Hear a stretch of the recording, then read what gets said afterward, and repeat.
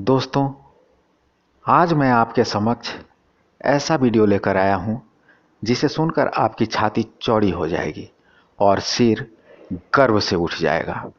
उनके जज्बे, उनके हौसले और देश की खातिर मर मिटने का संकल्प देखकर मुझे कविता की एक पंक्ति याद आ गई। पेश है।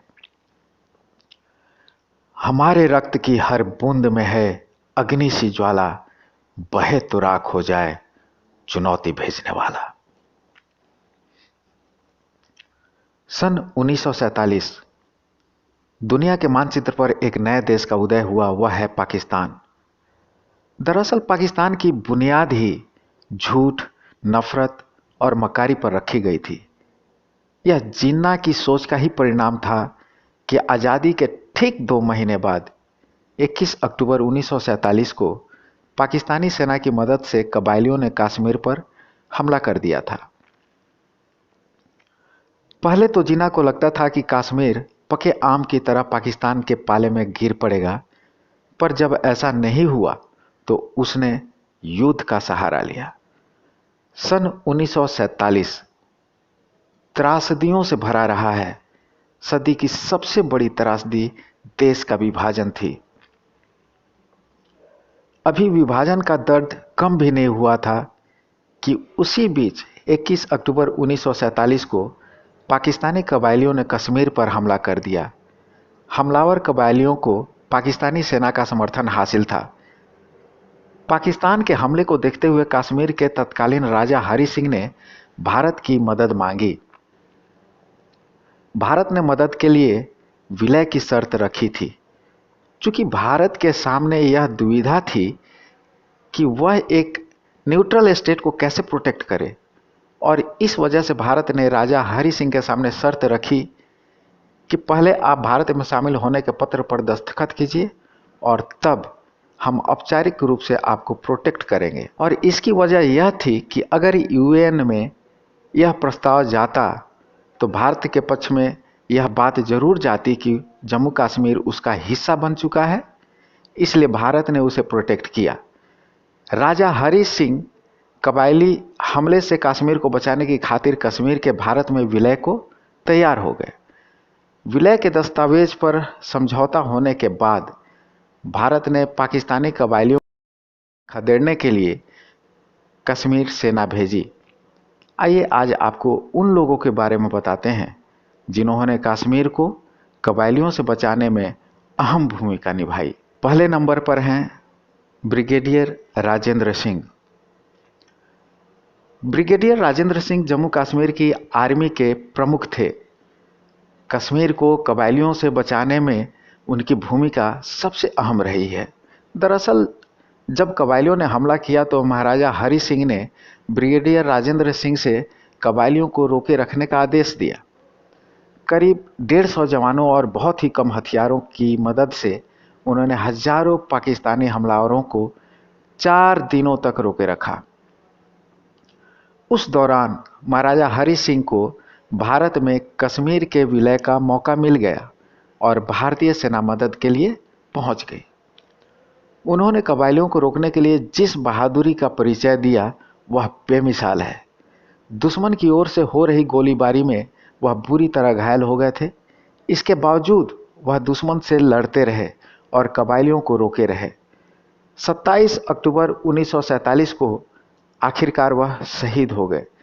जम्मू कश्मीर के लोगों के बीच ब्रिगेडियर सिंह को कश्मीर का रक्षक के नाम से जाना जाता है। स्वतंत्र भारत में पहले महावीर चक्र से उनको ही मरणोपरांत सम्मानित किया गया था। दूसरे नंबर पर हैं मेजर सोमनाथ शर्मा जी। 3 नवंबर 1947 को मेजर सोमनाथ शर्मा की टुकड़ी को कश्मीर घाटी के बदगाम मोर्चे पर जाने का हुक्म दिया गया। 3 नवंबर को सूर्य की पहली किरण पड़ने से पहले मेजर सोमनाथ बदगाम जा पहुंचे और उत्तरी दिशा में उन्होंने दिन के 11 बजे तक अपनी टुकड़ी तैनात कर दी। तभी दुश्मन के करीब 500 लोगों की सेना ने उनकी टुकड़ी को 3 तरफ से घेरकर हमला किया और भारी गोलाबारी से सोमनाथ के सैनिक हताहत होने लगे। अपनी दक्षता का परिचय देते हुए सोमनाथ ने अपने सैनिकों के साथ गोलियां बरसाते हुए दुश्मन को बढ़ने से रोके रखा। इस दौरान उन्होंने खुद को दुश्मन की गोलीबारी के बीच बराबर खतरे में डाला और कपड़े की पट्टियों की मदद से हवाई जहाज को ठीक लक्ष्य की ओर पहुंचने में मदद की। इस दौरान सोमनाथ के बहुत से सैनिक वीरगति को प्राप्त हो चुके थे और सैनिकों की कमी महसूस की जा रही थी।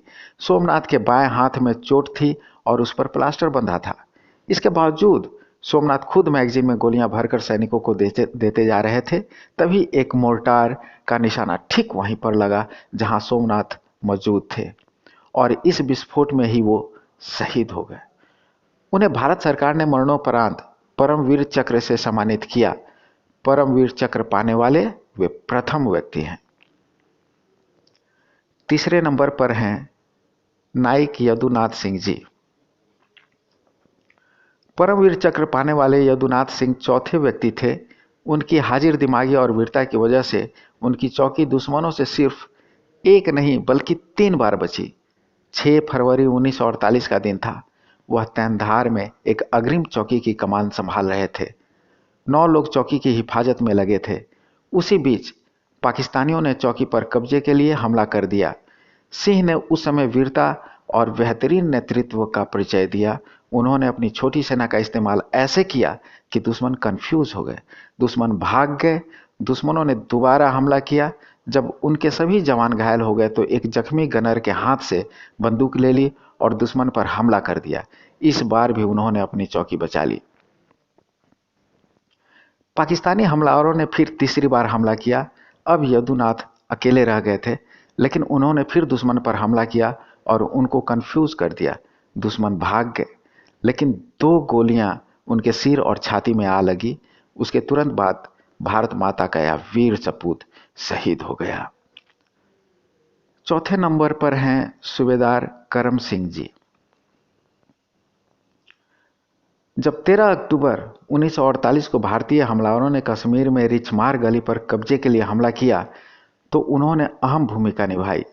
भारी गोलाबारी से भारतीय प्लाटून के बंकर पूरी तरह नष्ट हो गए थे। कमांडर से संपर्क का साधन भी कट गया था। सिंह अपनी स्थिति भी अपने कमांडर को नहीं बता पाए ताकि उनकी मदद के लिए सेना और गोला बारूद भेजे जाए। उनके पास बस एक ही चारा रह गया था कि जितने भी सैनिक और हथियार बचे थे उसी की मदद से लड़ें। इस हमले में करम सिंह बुरी तरह घायल हो गए थे, लेकिन उनका हौसला पस्त नहीं हुआ था। दुश्मन काफी करीब आ गए थे, फिर भी चौकी से निकलकर नहीं भागे। जब दुश्मन के सिपाही बहुत करीब आ गए तो अपनी खंदक से उन पर कूद पड़े। उन्होंने 2 घुसपैठियों पर हमला करके मौत के घाट उतार दिया। उनके हमले से दुश्मन का हौसला इतना पस्त हुआ कि उन लोगों ने हमला करना बंद कर दिया। दोस्तों, आपको मेरा यह वीडियो अगर अच्छा लगा तो इसे लाइक, शेयर और सब्सक्राइब कर दें। फिर मिलते हैं अगले वीडियो में। धन्यवाद।